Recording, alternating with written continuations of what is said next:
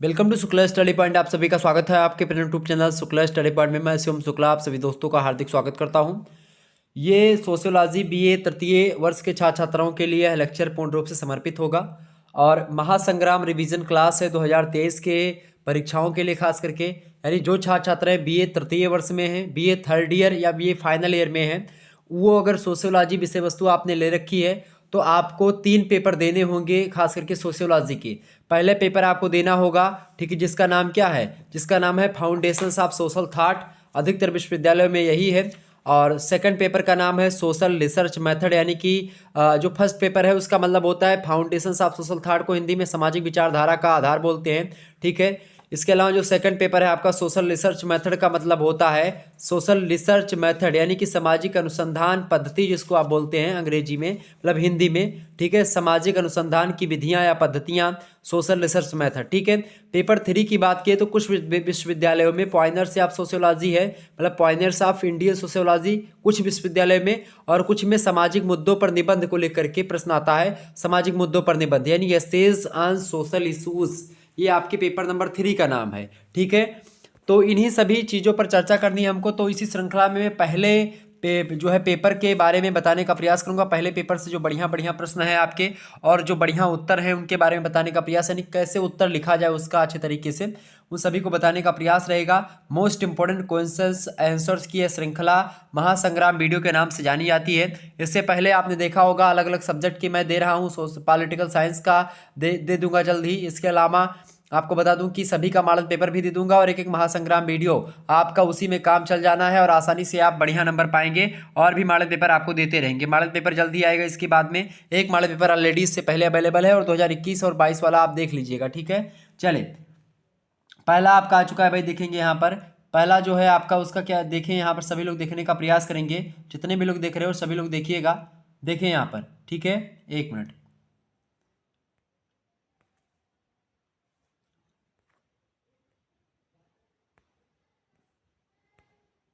चलिए, समाजशास्त्र की उत्पत्ति बताइए, कैसे हुई समाजशास्त्र की उत्पत्ति, ये आपसे पूछा जा रहा है भाई। समाजशास्त्र की उत्पत्ति के बारे में आपसे प्रश्न पूछ सकता है, तो कैसे उसके उत्तर को लिखना है यहाँ पर आप देख सकते हैं। समाजशास्त्र के उदय और विकास को प्राचीन युगीन सामाजिक चिंतन के साथ संबंध करने का प्रयास किया गया है और इसके अनुसार प्राचीन काल में ग्रीस यानी ग्रीक, जिसको आप बोलते हैं रोम, भारत अपना, चाइना और अरब के देशों में समाजशास्त्र का उदय माना जाता है। आर के मार्टन एक बड़े विद्वान हैं, समाजशास्त्री हैं। वह कहते हैं समाजशास्त्र की उत्पत्ति के संदर्भ में कि समाजशास्त्र के सिद्धांतों पर विचार करते हुए कहते हैं कि हमें इसके इतिहास के अध्ययन पर नहीं वरन इसके सिद्धांतों एवं तथ्यों के विश्लेषण पर ही बल देना चाहिए। ये आर के मार्टन कहते हैं। 19वीं सदी के आरंभिक दशकों में औद्योगिकरण तथा पूंजीवाद के विकास के परिणाम स्वरूप क्या हुआ, सामाजिक जीवन में जो परिवर्तन आया उसके ही संदर्भ में समाजशास्त्र के उदय का पता लगाना मतलब कि लगाया जाना चाहिए, ऐसा विद्वानों का मानना है। लेकिन अगर बात करें समाज की, तो क्या समाजशास्त्र का उदय फ्रांस में हुआ 1838 से, या फिर उससे पहले भारत में था? आप देखते हैं सबसे पहले अगर समाज की बात की, चाहे नगरीय सभ्यता की बात की, तो भारत से ही आप उदय देख पाएंगे। वैदिक समाज हो गया या फिर सिंधु घाटी सभ्यता, उससे पहले अगर आप चलें तो, ठीक है। तो तब के ज़माने में समाज था, लेकिन उसका अध्ययन नहीं किया जा रहा था। समाजशास्त्र एक विषय के रूप में नहीं था उस समय, ठीक है।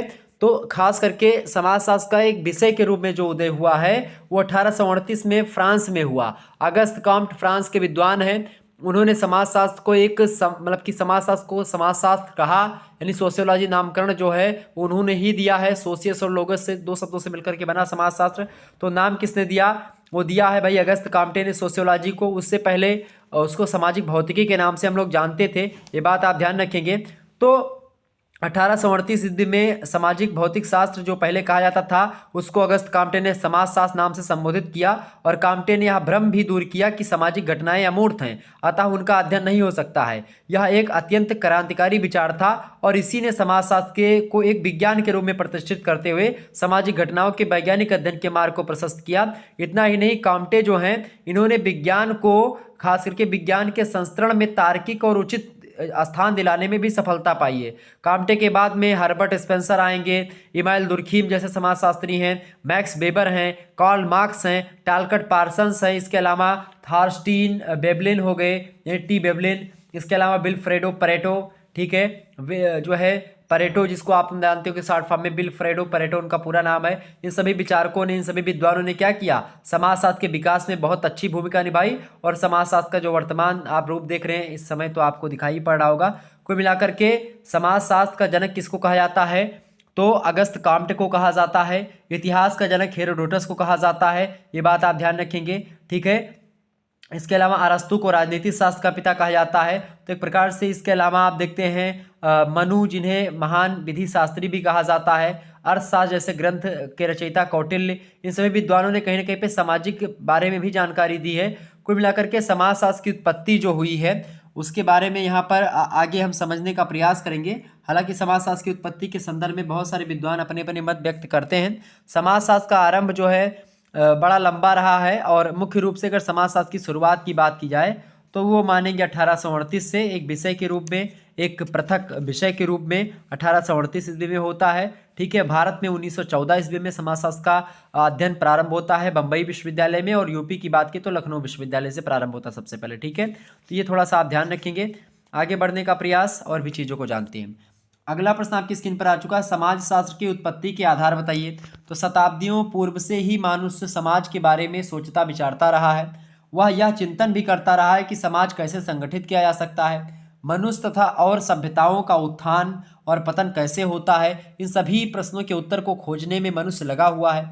यद्यपि मनुष्य यह चिंतन वास्तव में समाजशास्त्रीय, मतलब मनुष्य का जो चिंतन है ये वास्तविक रूप से अगर देखा जाए तो समाजशास्त्रीय चिंतन ही था, किंतु उसे दार्शनिक, इतिहासकार, विचारक या विधि निर्माणवेत्ता जो हैं वो एक प्रकार से कहा जाता रहा।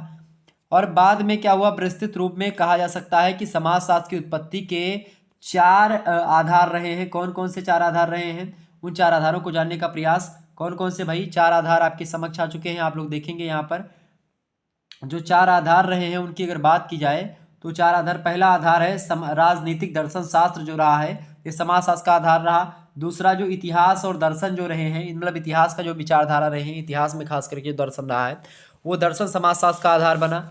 इसके अलावा उद्विकास के जैविकीय सिद्धांत खास करके ये भी आधार के रूप में काम किया समाजशास्त्र की उत्पत्ति के। इसके अलावा सामाजिक और राजनीतिक सुधार के लिए भी आंदोलन जो है, इन आंदोलनों से भी कहीं ना कहीं पे समाजशास्त्र की उत्पत्ति में एक महत्वपूर्ण भूमिका निभाई गई। आगे बढ़ते हैं, अगला प्रश्न, तीसरा नंबर प्रश्न है आपका, कॉम्टे को समाजशास्त्र का पिता क्यों कहा जाता है। यह प्रश्न बड़ा इंपॉर्टेंट है। तो कॉम्टे ने समाज की प्रकृति और उसके विकास के सिद्धांतों की खोज करने की आवश्यकता पर बल दिया था।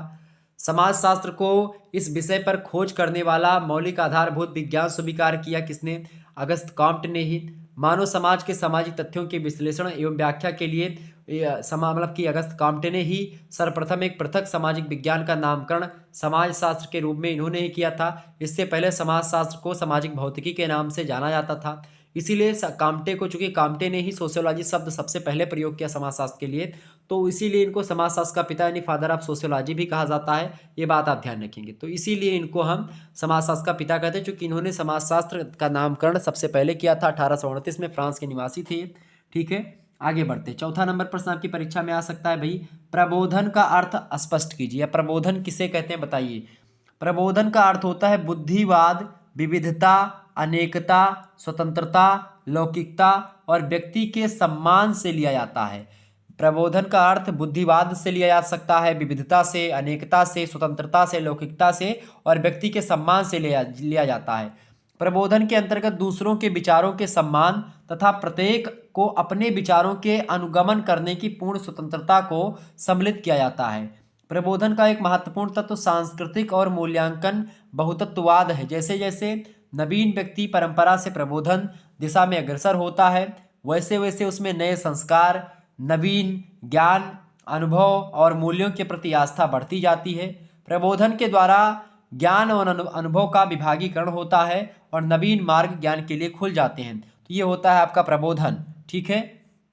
आगे बढ़ते हैं, पांचवा नंबर प्रश्न आपकी स्क्रीन पर आ चुका है, देखेंगे सभी लोग। भौगोलिक दशाओं का मनुष्य के विचारों पर क्या प्रभाव पड़ता है। बहुत अधिक प्रभाव पड़ता है भौगोलिक दशाओं का मनुष्य के जीवन पर। भौगोलिक दशाओं में जैसे कि तापमान हो गया, वर्षा हो गई, आर्द्रता हो गया, या एक प्रकार से जलवायु परिवर्तन हो गया, तमाम प्रकार के ऐसे पॉइंट्स जो कि भौगोलिक दशाएं, कहीं पर मैदान है, कहीं पर पहाड़ है, कहीं पर पठार है, कहीं पर गहरी गहरी घाटियाँ, कहीं पर ऊंची ऊंची चोटियाँ हैं, तो इन सभी का प्रभाव पड़ता है कहीं ना कहीं पे। कहीं पर समुद्र है, महासागर, कहीं पर झील है, कहीं पर तालाब है।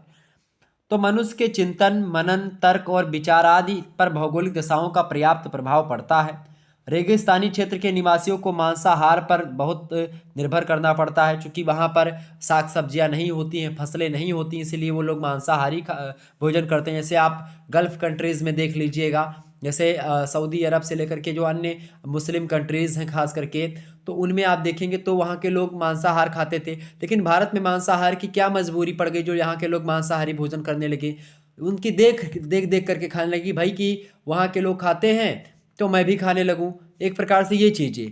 जबकि यहाँ की कोई वो नहीं है प्रथा कि मांस खाने वाली कोई चीज़ है। ठीक है भाई, जिनको नहीं पता, जो बुद्धिजीवी नहीं है, जिनको नहीं पता साग सब्जी उगाना, वो मांस मछली खाएं।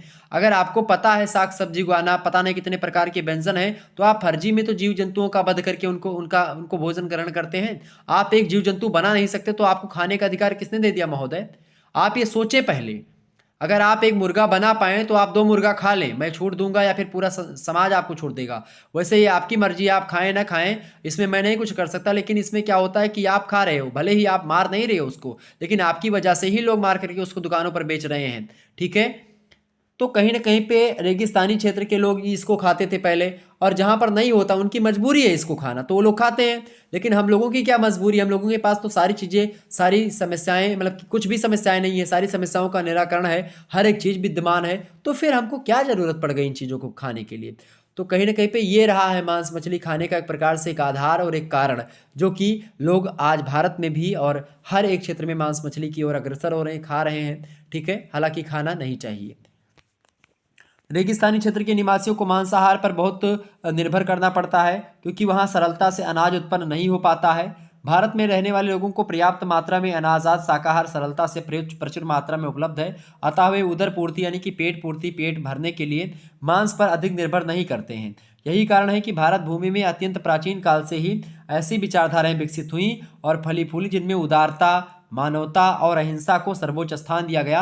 और यही कारण है सनातन में आप देख रहे हैं कि हिंसा पर रोक भी लगाई गई। लेकिन आजकल कुछ लोग क्या हैं, जबरदस्ती खाने के लिए तमाम प्रकार के नियम कायदे अपने खुद से बना ले रहे हैं, तो वो दिक्कत की बात है। ठीक है? कोई भी धर्म नहीं कहता किसी जो है पशु की का वध करो आप, वो पहले की विचारधारा थी, अब उसमें थोड़ा चेंजमेंट करने की ज़रूरत है। अब उसी रूढ़ी पर, उसी रीति रिवाज पर बने रहेंगे कि भाई हमारे दादा परदादा ने ऐसा ही किया था तो हम भी वैसा ही करेंगे, नहीं, चेंजमेंट जरूरी, प्रकृति के साथ आपको बदलना पड़ेगा। हालांकि मैं कुछ नहीं कहता इन संदर्भ में, आप जैसी विचारधारा है आपकी वैसी करें, कोई दिक्कत की बात नहीं। लेकिन एक जो है, अगर मैं पढ़ा रहा हूँ तो इन चीज़ों को बताने का एक प्रकार से दायित्व भी बनता है, इसलिए मैंने बता दिया। बाकी आप स्वतंत्र हैं, है स्वतंत्र ना सिर पे कोई भाव है मन ही करे जो सोई, जो आपकी इच्छा है वो कर सकते हैं। छठा नंबर प्रश्न आपकी स्क्रीन पर आ चुका है, संचार क्रांति का प्रभाव, यानी जो संचार क्रांति हुई है उसका प्रभाव लोगों पर किस प्रकार पड़ा? संचार क्रांति बहुत अधिक प्रभावित की है मनुष्य का जीवन। आज हम और आप जो पढ़ रहे हैं, हम अपने रूम से बैठ करके पढ़ा रहे हैं, आप अपने रूम पर बैठ करके पढ़ रहे हैं या कहीं पर भी पढ़ रहे हैं, तो ये एक प्रकार संचार क्रांति का ही फलस्वरूप आप और हम पढ़ रहे हैं और पढ़ा रहे हैं। तो कहीं ना कहीं पे ये चीज़ें जो हो पा रही, आज आप फोन से बात कर पा रहे हैं, वीडियो कॉलिंग बात कर पा रहे हैं, ये सब संचार क्रांति का ही परिणाम है। ठीक है? तो ज्ञानोदय ने यातायात और संचार के क्षेत्र को काफ़ी प्रभावित किया है।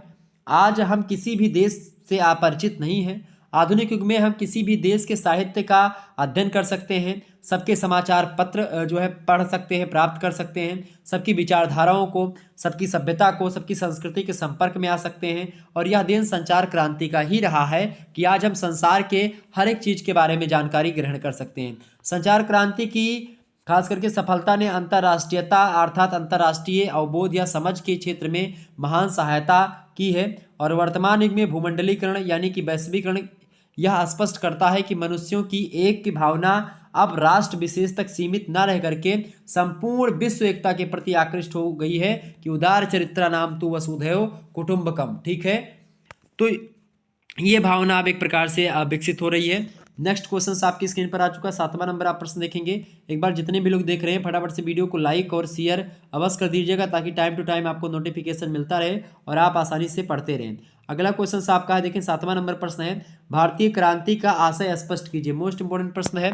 देखें तो फ्रांसीसी क्रांति की बात की जाए तो क्या हुई भाई, फ्रांस में जो क्रांति हुई उसी को फ्रांसीसी क्रांति कहते हैं।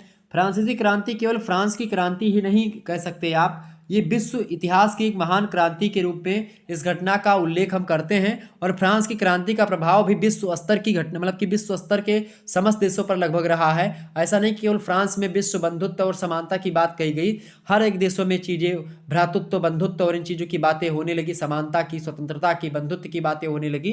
तो ये जिसमें संपूर्ण मानव जाति को अचानक ही एक नए समाज के निर्माण की ओर मोड़ दिया फ्रांसीसी क्रांति ने। 18वीं शताब्दी के उत्तरार्ध के यूरोप में जो आश्चर्यजनक परिवर्तन हुए, उनके कारण इस युग को यूरोपीय इतिहास में एक विशेष महत्व प्राप्त है। इतिहासकारों ने इसे एक युग की समाप्ति या एक युग की समाधि तथा दूसरे युग का पालना कहा है। फ्रांसीसी क्रांति को क्या कहा? एक युग की समाधि और दूसरे युग का पालना कहा है फ्रांसीसी क्रांति को। फ्रांसीसी क्रांति की शुरुआत के साथ ही यूरोप का इतिहास एक राष्ट्र, एक घटना और पुरुष के इतिहास में मिलकर के एकाकार हो जाता है। यह राष्ट्र है फ्रांस, वह घटना है फ्रांस की राज्य क्रांति तथा वह पुरुष है नेपोलियन बोनापार्ट। ठीक है, तो एक राष्ट्र, एक घटना और एक पुरुष। खास करके एक राष्ट्र कौन है? फ्रांस एक राष्ट्र है। घटना कौन सी थी? फ्रांस की क्रांति यानी फ्रांस की राजक्रांति। और किसने करी थी? नेपोलियन बोनापार्ट ने करवाई थी। बहुत महत्वपूर्ण भूमिका नेपोलियन बोनापार्ट की थी इसमें। आगे बढ़ते हैं, अगला क्वेश्चन। 8वां नंबर प्रश्न आपका है औद्योगिक क्रांति। ये यूरोप की क्रांति है, खास करके यूरोपीय देशों की क्रांति है और खास करके इंग्लैंड में ये क्रांति फलस्वरूप मुख्य रूप से, लेकिन पूरे यूरोपीय कंट्रीज में आपको देखने को मिलेगी औद्योगिक क्रांति। औद्योगिक क्रांति से क्या तात्पर्य है? औद्योगिक क्रांति वह क्रांति है जिसके परिणाम स्वरूप उद्योगों का भरपूर विकास हुआ, जिससे इसको अपनाने वाले देशों पर जनसंख्या की गतिशीलता, उत्पादन का स्तर, विश्व व्यवस्था एवं अन्य क्षेत्रों में इसका प्रभाव पड़ा। औद्योगिक क्रांति को अपनाने वाले देशों में जो कि पहले कृषि प्रधान थे, उद्योगों का तीव्र गति से विकास हुआ, उत्पादन प्रक्रिया में मशीनों का अधिकाधिक प्रयोग किया गया। इसके परिणाम स्वरूप क्या हुआ? मानकों के अनुरूप में तेजी से कार्य संपन्न होने लगे और उनकी अर्थव्यवस्था सुधरने लगी। कुल मिलाकर के जो ये क्रांति है, खास करके औद्योगिक क्रांति, इसका प्रभाव न केवल इंग्लैंड पर बल्कि आप देखते हैं संपूर्ण विश्व पर पड़ा। औद्योगिक क्रांति कई सारे कारण थे, चूंकि वैज्ञानिक अनुसंधान खुल रहे थे, सामाजिक परिवर्तन हो रहा था, इसके अलावा पूंजी का संचय भी, इसके अलावा खनिज संपदा का ज्ञान भी लोगों को हो चुका था, भौगोलिक खोजें हो रही थी, लगातार जनसंख्या में वृद्धि हो रही थी। फ्रांसीसी क्रांति का योगदान भी खास करके औद्योगिक क्रांति में रहा है। ठीक है, राष्ट्रीयता, नेशनलिटी की भावना लोगों के दिमाग में आ रही थी, मन में आ रही थी। अंधविश्वासों में कमी आई, जिसके परिणाम स्वरूप क्या हुआ? औद्योगिक क्रांति और भी बढ़ती चली गई। ठीक है, औद्योगिक क्रांति की अगर बात की जाए तो औद्योगिक क्रांति जो रही है, ये खास करके इसका कई सारा प्रभाव रहा। और औद्योगिक क्रांति शब्द का प्रयोग सबसे पहले 1884 ईस्वी में समाजशास्त्री टायनबी महोदय ने किया था। ब्रिटेन के संदर्भ में औद्योगिक क्रांति शब्द के प्रयोग पर अनेक समाजशास्त्री एकमत नहीं है। अनेक समाजशास्त्री इसे औद्योगिक विकास की संज्ञा देना उचित समझते हैं, परंतु सामाजिक संबंधों और आर्थिक संबंधों में परिवर्तन की दृष्टि से देखा जाए तो इसे क्रांति की संज्ञा देना उचित लगता है। और इंग्लैंड में औद्योगिक क्रांति एक प्रकार से शुरू हुई है, ये बात आप ध्यान रखेंगे। और वहाँ शुरू होकर के पूरे सकल संसार में आप देखते हैं औद्योगिक क्रांति जो है बढ़ती। यानी औद्योगिक क्रांति का प्रभाव मात्र इंग्लैंड के समाज तक ही सीमित नहीं रहा, इसका प्रभाव संपूर्ण यूरोप पर पड़ा और यूरोप के अन्य देशों में भी अपनी उत्पादन की क्षमता मशीनों के आधार पर बढ़ाना प्रारंभ किया गया। और खास करके कुछ समय के बाद में ही ये देश व्यापार के क्षेत्र में इंग्लैंड के साथ प्रतिस्पर्धा में सम्मिलित होने लगे, परंतु अन्य देशों की सामाजिक अर्थव्यवस्था या आर्थिक संरचना इंग्लैंड की अपेक्षा नहीं थी ज़्यादा। इंग्लैंड जो था एक प्रकार से वो सच्चे लोकतंत्र की नींव पड़ चुकी थी। इंग्लैंड में समानता और भाषण आदि की स्वतंत्रता मिल चुकी थी इंग्लैंड में, तो वहाँ का देश ज़्यादा विकसित हुआ और यही कारण था औद्योगिक क्रांति के फलस्वरूप ही आप देखते हैं कि इंग्लैंड ने यूरोपीय कंट्री है एक और पूरे एशिया पर लगभग शासन किया उसने। आगे बढ़ते हैं, 9वां नंबर प्रश्न आप देखते हैं प्रत्यक्षवादी पद्धति की विशेषता बताइए। प्रत्यक्षवादी पद्धति की विशेषता क्या थी? प्रत्यक्षवादी पद्धति में मानव की मूलभूत प्रकृति या उसके स्वभाव के अध्ययन पर बल दिया गया जाता है। इसमें भविष्य कथन करने की क्षमता विद्यमान है प्रत्यक्षवादी पद्धति में। प्रत्यक्षवादी पद्धति का प्रयोग भौतिक और प्राकृतिक विज्ञानों के समान ही किया जा सकता है। यह पद्धति समाजशास्त्र को एक विशुद्ध विज्ञान के रूप में प्रतिस्थापित करती है प्रत्यक्षवादी पद्धति। और प्रत्यक्षवादी पद्धति की अध्ययन प्रणाली मतलब कि इसके अध्ययन की प्रणाली वैज्ञानिक है, ठीक है, और इसमें तार्किक व्याख्या पर अत्यधिक बल दिया गया है। तो ये है प्रत्यक्षवादी पद्धति की विशेषताएं। 10वां क्वेश्चन आपका है हर्बर्ट स्पेंसर का संक्षिप्त परिचय दीजिए। तो प्रसिद्ध ब्रिटिश विचारक हैं हर्बर्ट स्पेंसर। इनका जन्म हुआ था 27 अप्रैल को 1820 ईस्वी में। इंग्लैंड के डर्बी नगर में एक अध्यापक के घर में इनका जन्म होता है और बाल्यावस्था से ही हर्बर्ट स्पेंसर का झुकाव जीव विज्ञान और यंत्र शास्त्र के प्रति ज़्यादा रहा है। जब वह मात्र 17 वर्ष के थे तब 1837 ईस्वी में उनकी नियुक्ति बर्मिंघम रेलवे में सिविल इंजीनियर के पद पर हो गई थी, किंतु इस पेशे में उनका मन नहीं लग रहा था। अतः उन्होंने क्या किया, 1848 ईस्वी में रेलवे से त्यागपत्र देकर के पत्रकारिता के क्षेत्र में चले आए और ढेर सारा लेखन कार्य किया। और उनकी क्रांतिकारी विचारधारा जो है उनके लेखन से स्पष्ट होती थी, जिससे तत्कालीन सरकार उनसे असंतुष्ट रहती थी, क्योंकि वो सत्ता के विरोध में बातें भी किया करते थे, मतलब जो सही होता था उसी बात पर अड़िग रहते थे। और अंततः उनके क्रांतिकारी विचारों और लेखों का सरकार द्वारा विरोध भी किया गया। उन्होंने कई भिन्न विषयों पर अपनी पुस्तकें लिखी हर्बर्ट स्पेंसर ने, और इनमें सामाजिक विज्ञान के विषयों पर लिखी गई पुस्तकों पर उनको काफ़ी प्रसिद्धि मिली, और इसीलिए समाजशास्त्र में खास करके हर्बर्ट स्पेंसर का नाम अग्रगण्य है। ठीक है, तो एक प्रकार से हर्बर्ट स्पेंसर बड़े अच्छे विद्वान माने जाते हैं। हर्बर्ट स्पेंसर का सामाजिक विकास का सिद्धांत बड़ा फेमस है। ठीक है, ये बात भी आप ध्यान रखेंगे। आगे बढ़ते हैं। 11वां क्वेश्चन आप देखेंगे, आपकी स्क्रीन पर आ चुका है। विकास प्रक्रिया के 3 स्तरों के नियम कौन कौन से उसको बताएं। तो हर्बर्ट स्पेंसर ने विकास प्रक्रिया के 3 मूल नियम बताए हैं। पहला नियम उन्होंने कहा शक्ति के स्थायित्व का नियम, दूसरा कहा पदार्थ की अविनाशिता का नियम, और तीसरा नियम है गति की निरंतरता का नियम। ठीक है, अब आइए एक एक को समझते। पहला है आपका शक्ति के अस्थायित्व का नियम। शक्ति इन्होंने कहा हर्बर्ट स्पेंसर ने कि जो है विकास प्रक्रिया के 3 स्तर होते हैं। शक्ति का अस्थायित्व का नियम जो होता है, ये कहते हैं शक्ति जो होती है सदैव बनी रहती है, उसमें कोई परिवर्तन एवं वृद्धि नहीं होती शक्ति में।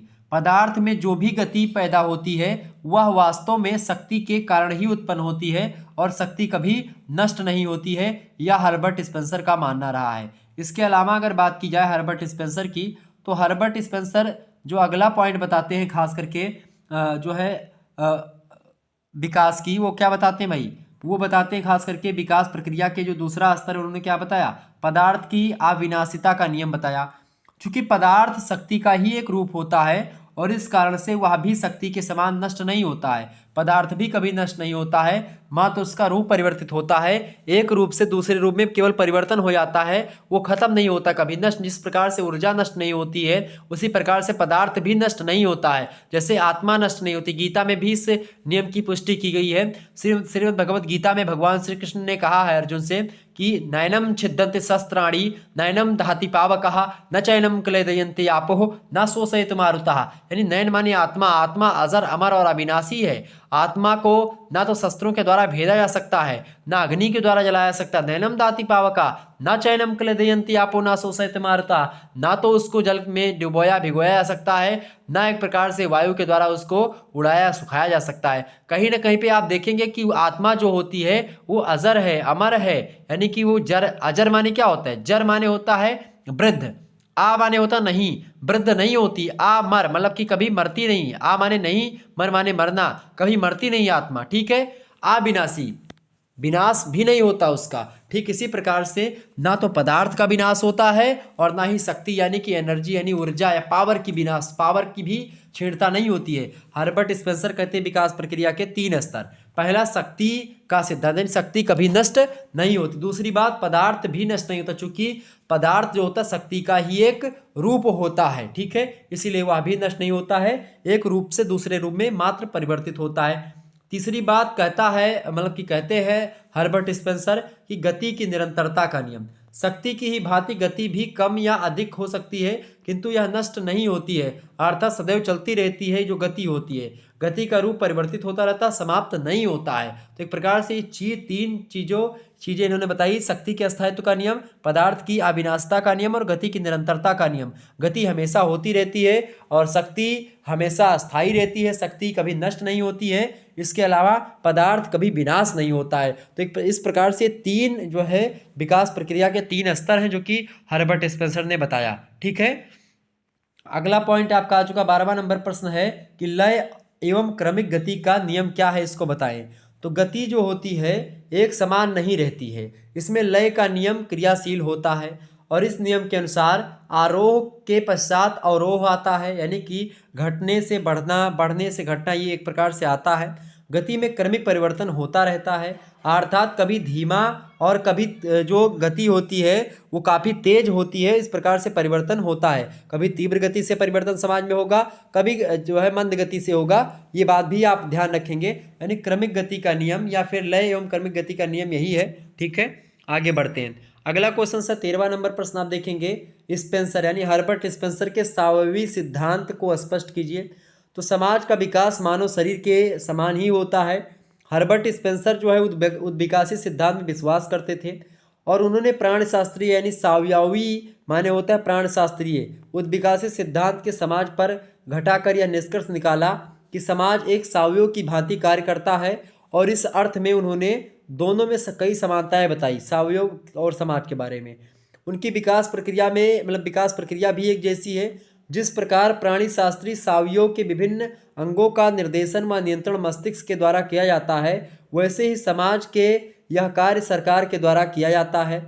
जिस प्रकार किसी अंग के अलग होने पर संपूर्ण सावयव जो होता है वो नष्ट नहीं होता है, वैसे ही कुछ व्यक्तियों के चले जाने से समाज का अस्तित्व समाप्त नहीं होता है। यह हर्बर्ट स्पेंसर, जिस प्रकार से शरीर का विकास होता है उसी प्रकार से समाज का भी विकास होता है, यह बात हर्बर्ट स्पेंसर के सावयव सिद्धांत कहता है। ठीक है, ये बात आप ध्यान रखेंगे। इसके अलावा थोड़ा सा और आगे बढ़ेंगे और भी चीज़ों को जानने का प्रयास करते हैं हम। अगला पॉइंट आपका है चौथा नंबर प्रश्न, 14वां नंबर, सामाजिक डार्विनवाद क्या है। सामाजिक डार्विनवाद जो है खास करके डार्विनवाद जो है एक प्रकार से क्या है, डार्विनवाद, डार्विन महोदय खास करके ये बायोलॉजिस्ट हैं, यानी कि जो है जीव वैज्ञानिक हैं, और ये खास करके डार्विन और लैमार्कवाद आपने जिराफ वाला पढ़ा होगा कि जिराफ के विकास का उन्होंने बताया था कि भाई डार्विन ने कहा था कि जो है दो प्रकार के जिराफ होते हैं, एक लंबे गर्दन वाले और एक छोटे गर्दन वाले। ठीक है, तो लंबे गर्दन वाले क्या हुए भाई, प्रकृति के हिसाब से अपने अपने आप को अनुकूल कर ले गए और वो जिंदा रह गए, और जो छोटे गर्दन वाले थे उन्होंने क्या किया, प्रकृति के हिसाब से अपने आप को एडजस्टमेंट नहीं कर पाए और उनका प्रकृति ने निरसन कर दिया, प्रकृति ने उसको मार दिया, प्रकृति ने एलिमिनेशन कर दिया, यानी प्रकृति के हिसाब से अपने आप को कन्वर्ट नहीं कर पाए, इसलिए उनका देहांत हो गया, वो नहीं रह गए, वो प्रजाति ही नष्ट हो गई।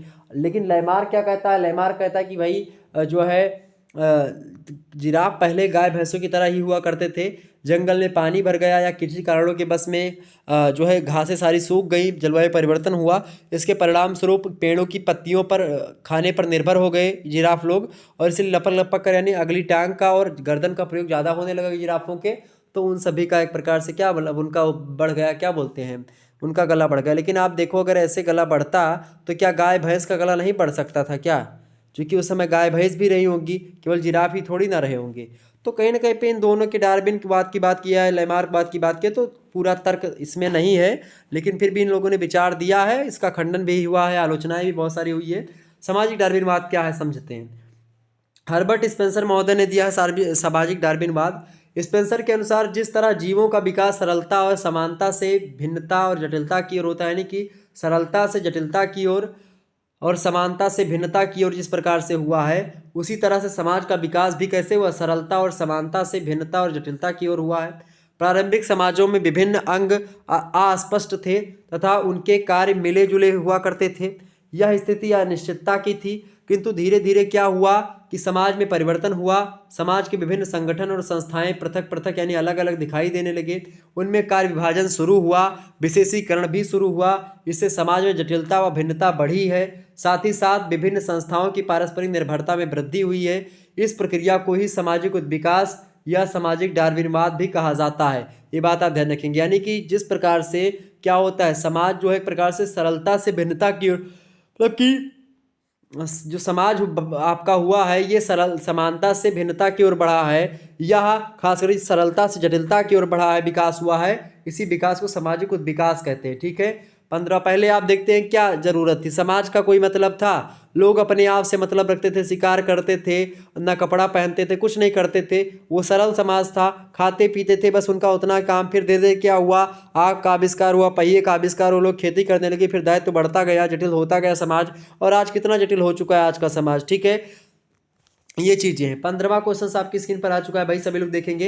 एक बार जितने भी लोग देख रहे हो सभी लोग वीडियो को लाइक और शेयर बस कर दीजिएगा, ताकि टाइम टू टाइम आपको नोटिफिकेशन मिलता रहे और आप आसानी से हर एक चीज़ को समझते रहें, जानते रहें। और इसी प्रकार से मैं लगातार आपके हर एक सब्जेक्ट के को लेकर के वीडियोज़ लाता रहूँगा। तो बस आपका प्यार चाहिए थोड़ा सा, और उसको आप थोड़ा सा बना दीजिए। प्रश्न आपका है, अहमवादी आत्महत्या का वर्णन कीजिए। अहमवादी आत्महत्या तब होती है जब व्यक्ति तथा समाज का पारस्परिक संबंध इतना ढीला या अव्यवस्थित या बंधन मुक्त होता है कि समाज मतलब कि व्यक्ति अपने को अपने सामूहिक जीवन से पृथक हुआ पाता है। यह परिस्थिति अति व्यक्तिवाद या अहमवाद के कारण होती है, जबकि लोग अपने अपने कार्यों में या स्वार्थ सिद्धि हेतु इतने अधिक व्यस्त रहते हैं कि कोई किसी की परवाह भी नहीं करता आज के भौतिकवादी समाज में। और इसमें प्रत्येक व्यक्ति को एकाकीपन का अनुभव होने लगता है और उसे लगने लगता है कि उसकी उपेक्षा या अवहेलना की जा रही है। और इस प्रकार वो सोचता लगता है कि इस संसार में उसका खास करके अपना कोई नहीं रह गया है, और जो उसके साथ सहानुभूति रखता हो या यह मतलब कि एक प्रकार से मतलब कि ऐसा कोई व्यक्ति रहेगा जो कि उसके उसके प्रति सहानुभूति रखता हो, उसको मानता हो। यह परिस्थिति अहम यानी ईगो के लिए अपमानजनक है, और इस प्रकार के अपमान से बचने के लिए वह आत्महत्या का सहारा लेता है, व्यक्ति एक प्रकार से मर जाता है। आपको पता होगा आत्महत्या का सिद्धांत इमाइल दुर्खीम ने दिया है। इमाइल दुर्खीम ने कहा कि सामाजिक कारण उत्तरदायी होते हैं आत्महत्या के लिए। आत्महत्या व्यक्ति अपने लिए नहीं करता है, समाज के नियम कायदे होते हैं ऐसे कि लोगों को करने पर मजबूर कर देते हैं लोग आत्महत्या। कहीं कहीं पर क्या होता है कि भाई किसी की लड़की भाग गई तो बेचारा, कभी पहले के ज़माने में होता था कि भाई पिता जो है मर जाता था, क्योंकि उसकी इज्जत चली जाती थी। लोग कहते भाई लड़की भाग गई तो इज्जत चली गई। क्यों इज्जत चली गई भाई, क्यों आप मरोगे, काहे के लिए मरोगे आप। लेकिन लड़कियों को चाहिए कि भाई अपने पिताजी का एक प्रकार जिन्होंने पाला आपको इतना बड़ा किया, आप किसी दूसरे के साथ निकल गई। और वो शादी कभी आज मैं देख रहा हूँ कि भाई ये होता शादी के दिन ही लोग निपट जा रही, मतलब कि निकल जा रही। तो ये थोड़ा सा समझना पड़ेगा कि भाई आपके पिताजी आपके लिए अच्छा काम कर रहे हैं तो फिर पहले बता दो कि भाई ये चीज़ ऐसी सी व्यवस्था है पिताजी से अपने, तो मान जाएंगे। लेकिन अब आप बिना बताए उनकी समाज में इज्जत देखे हुए तो क्या होता है, लोग सोचते हैं कि भाई हमारी इज्जत चली गई। तो काहे के लिए ये एक अवधारणा बन गई है, एक विचारधारा बन गई है, एक दिमाग में वो चीज़ छप गई है कि भाई अगर ऐसा होता तो ये गलत है। ये गलत और सही का निर्णय कौन करता है, गलत और सही का निर्णय ये समाज करता है। और इसी समाज के द्वारा जो चीज़ गलत है अगर वो आपने कर दिया, या समाज ने आपकी उपेक्षा कर दी, समाज में आपने सोचा कि भाई हमारी बेइज्जती हो गई, अब मैं कैसे मुंह दिखाऊंगा इसको जा करके, या समाज क्या कहेगा, ऐसी यही सब सोच करके लोग मर जाते हैं। बहुत सारे बच्चे हमारे जैसे क्या करते हैं, मतलब कि हमारे जैसे क्या, आप जैसे हमारे जैसे सभी के बच्चे मतलब कि क्या होते हैं, जाते हैं भाई बाहर तैयारी करते बेचारे, और क्या होता है उनका नहीं निकलता है। पिताजी उनके खेत बेच करके किस तरीके से पढ़ाई करवाते हैं, तो फिर जब नहीं निकलता है कोई चीज़ तो बेचारा एकदम से परेशान हो जाता है, डिस्टर्ब हो जाता है। वो उसको खेलने खाने की उम्र में बच्चा पढ़ता है, इतना मेहनत करता है, और फिर मेहनत करने के बावजूद जब उसको वो चीज़ हासिल नहीं हो पाती है, फिर उसके बाद में क्या करता है, एक सहारा लेता है आत्महत्या का। लेकिन आत्महत्या विकल्प नहीं है आपकी किसी भी समस्या का, आत्महत्या किसी समस्या का समाधान नहीं है, इससे बचना परम आवश्यक है। तो ये इसको ध्यान में रखना पड़ेगा हम और आपको, ठीक है। 15वां क्वेश्चन आप देखेंगे सभी लोग, एक बार वीडियो को शेयर जरूर कर दीजिएगा। ओके चले आगे बढ़ते और भी चीज़ों को जानने का प्रयास। 15वां क्वेश्चन है आपका, दुर्खीम के सामाजिक एकता पर टिप्पणी कीजिए। दुर्खीम महोदय के अनुसार व्यक्ति का समग्र विराम समूह के विकास पर निर्भर करता है। यह विकास समाज की समेकता या सुदृढ़ता में निहित होता है। यह सुदृढ़ता जो होती सर्वोच्च शक्ति होती है और व्यक्ति इसके भाग मात्र होते हैं, ठीक है। सॉरी, सामाजिक सुदृढ़ता की विवेचना दुर्खीम ने अपनी पुस्तक श्रम में विभाजन, मतलब कि समाज में श्रम का विभाजन के प्रथम खंड में की है। श्रम मतलब समाज में श्रम विभाजन की एक पुस्तक है, उसके प्रथम खंड में इन्होंने सामाजिक सुदृढ़ता के बारे में विस्तार से बताया है। दुर्खीम महोदय कहते हैं कि सामाजिक सुदृढ़ता एक नैतिक घटना होती है जो समाज के नैतिक आदर्शों में क्या होती है, निहित होती है। यह कोई मूर्त वस्तु नहीं है बल्कि समाज के सदस्यों की मानसिक स्थिति में निवास करती है, और यह सामूहिक चेतना की अभिव्यक्ति होती है। एक प्रकार से सामाजिक सुदृढ़ता समाज के व्यक्तियों में एक दूसरे के प्रति जितनी निकटता और लगाव की भावना होगी, समाज में उतनी ही मात्रा में सुदृढ़ता पाई जाएगी। सुदृढ़ता माने सुंदर विचारधारा, सुदृढ़, दृढ़ माने क्या होता है, संकल्प, एक प्रकार से सुदृढ़ता, अच्छी चीजें, अच्छी दृढ़ संकल्प करना। अब ये चीजें क्या, तमाम सारे व्यक्तियों की एक मत हो जाना, तमाम प्रकार के लोग अच्छे हैं और अच्छे प्रकार से उनके विचारों में निकटता है, एक दूसरे के प्रति लगाव है, तो उनकी सुदृढ़ता अधिक होगी, ठीक है। ये दुर्खीम महोदय ने कहा। 16वां प्रश्न आपकी स्क्रीन पर आ चुका है, सभी लोग देखेंगे। सामाजिक तथ्य पर टिप्पणी लिखिए। दुर्खीम महोदय कहते हैं कि सामाजिक तथ्य यानी कि सोशल फैक्ट अंततः वस्तु यानी थिंग्स ही होती है। समाज शास्त्रीय अध्ययन को सदैव प्रत्यक्ष निरीक्षण योग्य तथ्यों से ही संबद्ध करना चाहिए। ऐसे सभी तथ्यों से दूर रहना चाहिए जो मनुष्य के आंतरिक पक्ष से संबंधित हों। ठीक है। अनुभूति प्रक्रिया एवं विचार का व्यवहारिक पक्ष ही वास्तव में सामाजिक तथ्य होता है। अतः सामाजिक तथ्यों को उन्हीं वस्तुओं के समान समझना चाहिए जिनका अध्ययन प्राकृतिक विज्ञानों में किया जाता है। ठीक है। सामाजिक तथ्य जैसा कि दिखाई देता है उसका वैसा ही वर्णन किया जाना चाहिए, ये होता सामाजिक तथ्य। समाजशास्त्री को भावात्मक दृष्टिकोण से बचना चाहिए सामाजिक तथ्य को निकालते समय। सोशल फैक्ट जो होता है वो एक प्रकार जैसे को तैसे, मतलब कि जैसा है वैसा ही एज इट इज वो एक प्रकार से बताने का प्रयास करें, उसमें भावना या उसमें एक पक्षता ना छिपी हो। ठीक है। और अन्यथा वह विज्ञानवादी नहीं रह जाएगी। जो एक प्रकार से उसमें अगर कुछ कल्पनाशीलता आ जाएगी तो विज्ञानवादी नहीं रह जाएगी। फिर 17वां क्वेश्चन आपकी स्क्रीन पर आ चुका है। मैक्स वेबर के सत्ता की अवधारणा को स्पष्ट कीजिए। मोस्ट इंपोर्टेंट प्रश्न आपकी परीक्षा में आ सकता है। मैक्स वेबर ने अपने सामाजिक चिंतन में सत्ता की अवधारणा को अत्यधिक महत्व प्रदान करते हुए उसे मौलिक माना है। उन्होंने समाज में सत्ता का आधार मुख्य रूप से आर्थिक आधारों को निर्धारित किया है। उन्होंने बताया कि आमतौर से सत्ता उन्हीं लोगों के हाथों में केंद्रित होती है जिनके पास पर्याप्त संपत्ति और उत्पादन के साधन होते हैं। सत्ता उन्हीं के पास होती है जो संपत्ति में अधिक होता है, जिसके पास उत्पादन के साधनों पर अधिकार होता है, जिसका इसी सत्य के आधार पर श्रमिक अपनी स्वतंत्रता को बेचने के लिए बाध्य हो जाता है और इसके फलस्वरूप पूंजीपति जो होते हैं या मालिक जो होते हैं वो श्रमिकों के ऊपर एक विशेष प्रकार के अधिकार को प्राप्त कर लेते हैं। यद्यपि वर्तमान समय में सत्ता का बहुत कुछ आधार राजनीतिक और प्रशासकीय होता जा रहा है, किंतु हम आर्थिक आधार को प्रमुखता दिए बगैर नहीं रह सकते हैं। ठीक है, ये ध्यान रखेंगे। अगला प्रश्न आपका है वैधानिक सत्ता से क्या तात्पर्य। वैधानिक सत्ता मतलब कानूनी सत्ता। ठीक है। वैधानिक सत्ता का तात्पर्य उस सत्ता से होता है जो राज्य के नियमों और उपनियमों को क्रियान्वित रूप प्रदान करने के लिए राज्य के द्वारा नियुक्त विभिन्न पदों पर आसीन व्यक्तियों को उनके पदों के अनुसार उन्हें प्राप्त होती है। वो होती है राजनीतिक या वो वैधानिक सत्ता या कानूनी सत्ता होती है। जिस व्यक्ति का पद ऊंचा होता है उसकी सत्ता भी ऊंची होती है। इसी प्रकार जिस व्यक्ति का पद नीचा होता है उसकी सत्ता भी नीची होती है। और आज के व्यक्ति जो होते हैं समाज में तो वैधानिक सत्ता के लोभ में प्राप्त ऊंच नीच का संस्करण और स्पष्ट मतलब और भी स्पष्ट तथा व्यापक होता चला जा रहा है। इस प्रकार वैधानिक आधार पर समाज में उच्च या निम्न सत्ताओं और पदों की एक बहुत लंबी श्रृंखला आपको देखने को मिलती है। तो एक प्रकार सत्ता वैधानिक सत्ता में जैसे कि कोई कानूनी संबंध है, कोई एसओ है, कोई एक डीएम है, कोई एसपी है, ठीक है, कोई थाना प्रभारी है, एसएचओ है, या कोई एक प्रकार से जो है इंस्पेक्टर है, कोई सिपाही है, ठीक है, कोई होमगार्ड है। तो इस प्रकार से अगला क्वेश्चन आपका आ चुका है 19 नंबर प्रश्न आप सभी लोग देखेंगे। 19वां प्रश्न आपकी परीक्षा की दृष्टि से बहुत ही महत्वपूर्ण है। प्रश्न क्या है भाई? प्रश्न है कि आदर्श प्रारूप का प्रभाव बताइए। मैक्स वेबर ने अपने अध्ययन में धर्म के समाजशास्त्र को समझने के लिए आदर्श प्रारूपों के प्रभाव तथा महत्व की व्याख्या प्रस्तुत करी है। और आर्थिक जीवन पर धर्म के प्रभाव को देखने के लिए मैक्स वेबर ने धर्म की आर्थिक आचार व्यवस्था का आश्रय लिया है। ठीक है, धर्म की आर्थिक आचार व्यवस्था का आश्रय किसने लिया? मैक्स वेबर ने लिया।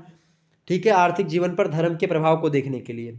और इन्होंने कहा वेबर महोदय ने कि इस आचार शास्त्र का संबंध धर्म के उन सिद्धांतों से नहीं है जो धार्मिक अनुयायियों को किसी विशिष्ट प्रकार के आचरण करने के लिए प्रेरणा देते हैं।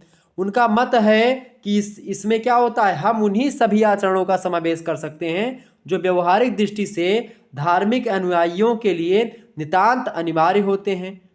मैक्स वेबर का यह भी मत है कि प्रत्येक धर्म में आर्थिक आचार शास्त्र निहित होता है जिसका जन्म विभिन्न कारकों पर निर्भर करता है, तथापि इन सभी कारकों में धार्मिक कारण का प्रभाव ही सर्वाधिक महत्वपूर्ण होता है।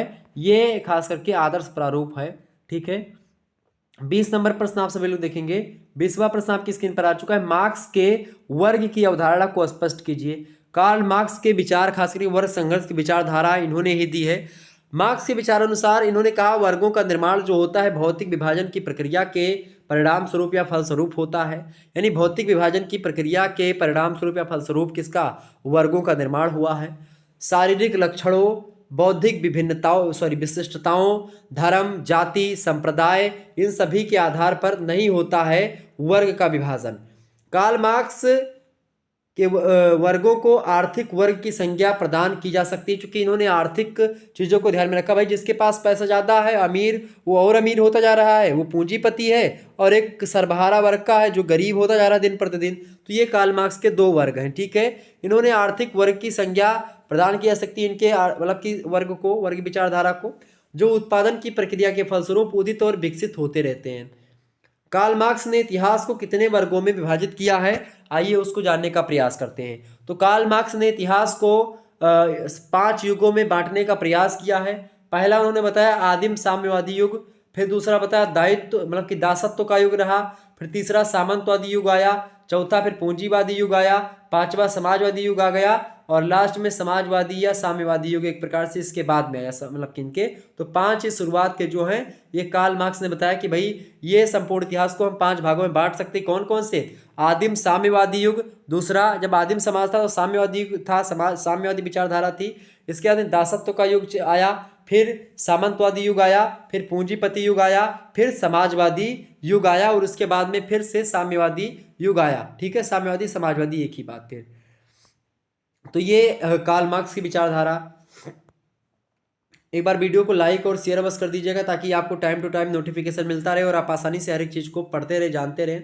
अगला क्वेश्चन से आपका आ चुका है 22 नंबर प्रश्न देखेंगे, समाज शास्त्रीय विचारधारा क्या है। शाब्दिक दृष्टि से समाज शास्त्रीय विचारधारा का मतलब समाज के विषय में विचारना अथवा चिंतन करना होता है। यह चिंतन या विचार या व्यक्तिगत, मतलब यह चिंतन और विचार क्या होता है, व्यक्तिगत भी हो सकता है, सामूहिक, यानी दोनों रूपों से किया जा सकता है। सामाजिक विचार एक शब्द है क्योंकि इसे मानव समूह की सभी प्रकार की गतिविधियां सम्मिलित होती इसमें। अतः समाज शास्त्रीय विचारधारा साथियों के मध्य संबंधों में मानव प्राणियों से संबंधित होती है और इसका संबंध मनुष्य के सामाजिक जीवन एवं समस्याओं से होता है। बोगाडर्स महोदय कहते हैं इस बात को लेकर के कि मानव इतिहास या वर्तमान में यहाँ वहाँ एक या कुछ व्यक्तियों के द्वारा सामाजिक समस्याओं के संबंध में सोचना अथवा विचारना ही क्या होता है, सामाजिक विचार होता है, ये उन लोगों ने कहा, ठीक है। 23 नंबर प्रश्न आप देखेंगे, वर्ण उत्पत्ति के क्रम सिद्धांत की व्याख्या कीजिए। मोस्ट इंपोर्टेंट प्रश्न है, वर्ण उत्पत्ति के क्रम सिद्धांत की व्याख्या आपसे पूछा जा रहा है। तो कर्म सिद्धांत की बात की जाए तो वर्ण व्यवस्था के बारे में बताई गई। वर्ण व्यवस्था को लेकर के वेदों में एक श्लोक भी प्रचलित है। वैसे वेदों में वर्ण व्यवस्था के बारे में बताया गया है।